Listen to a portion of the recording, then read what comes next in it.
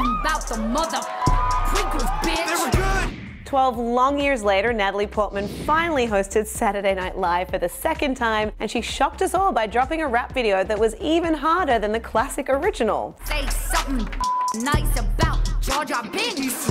Though nothing topped it, there were other high points this week, including the returns of Tina Fey and Rachel Dratch, Portman's spot-on impression of Eleven in Stranger Things, and some First Lady advice for Melania Trump. Oh, and Alec Baldwin dropped by to play Melania's husband Donald. You may have heard of him in the cold open. And that's where we start this week as we look back at SNL's most memorable moments. The show kicked off by tackling the Nunes memo released by House Republicans last week. Written by Representative Devin Nunes, the memo frames the FBI's investigation into Trump's ties with Russia as a biased, deliberate attack on the president. Fox and Friends correspondents got a call from Baldwin's Trump. The president was, surprise, watching the show in bed, and he was excited to praise the hosts for their stellar, but not too stellar, ratings. Not as big as the ratings for my State of the Union speech, which was watched by 10 billion people.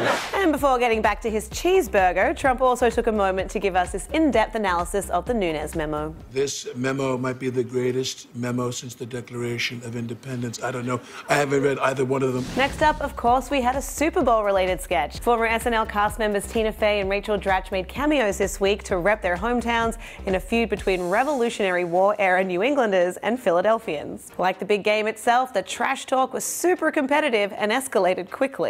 Boston's not even a real city. It's a college town with a fishing pier. One if by land, two by your mother. Oh. Cecily Strong brought back her impression of a sad Melania Trump in a sketch that gathered multiple first ladies to offer advice. Portman played Jackie O, or as Melania called her, Jackie O's, and Kate McKinnon reprised her Hillary Clinton, who had this to say about how to survive as a first lady. You just tell yourself it'll all be worth it when you're president. Huh.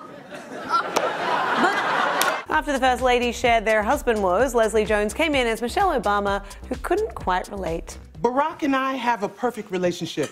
It's like The Notebook, but black and rich. Next, Portman played everyone's favorite superhero with a nosebleed 11 in a special sneak peek at Stranger Things Season 3. I can move objects with my mind, but it gives me tiny nosebleeds. I can start fires with my mind, but every time I do, I throw up a little bit in my mouth. Happily, we can look forward to a season where Eleven meets a ton of people with special abilities like hers. Sadly, the side effects keep getting worse. A.D. Bryant played 18, who can do a pretty good Borat impression that puts her in a coma for 2 days.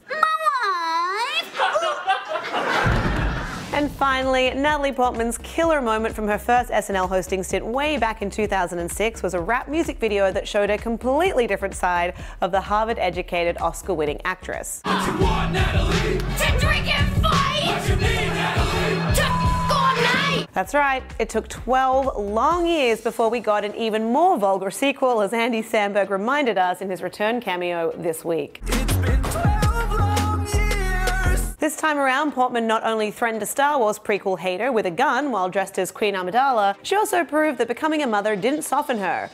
At all. When my water broke, you know it drowned the doctor.